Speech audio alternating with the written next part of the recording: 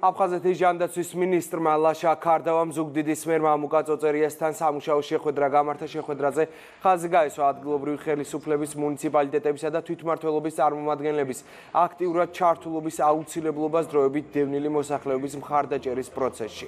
ლაშა ქარდავა ზუგდიდის მერთან ერთად ერთ-ერთ სამედიცინო ცენტრს ეწვია. ვიზიტის ფარგლებში ყურადღება გამახვილდა 2025 წლის გეგმებზე და საერთო პროექტებზე.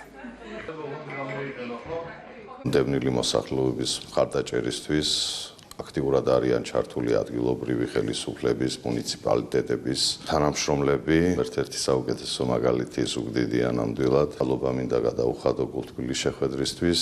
განვიხილეთ 2025 წლის გეგმები, რათა ერთობლივი ძალისხმევით გადავჭრათ ჯანდაცვითი და სოციალური მიმართულებით არსებული გამოწვევები. ჩვენი მუნიციპალიტეტი გამოირჩევა სიმრავლით აფხაზეთიდან დევნილი მოსახლეობის და მნიშვნელოვანია ის კარგი ურთიერთობა, რომელიც ტრადიციულად არის სამინისტროსთან. მიმოვიხილეთ თანამშრომლობის არსებული ეტაპი და დავიგეგმეთ 2025 წლის თუ ერთობლივად რა ღონისძიებები შეგვიძლია გავატაროთ.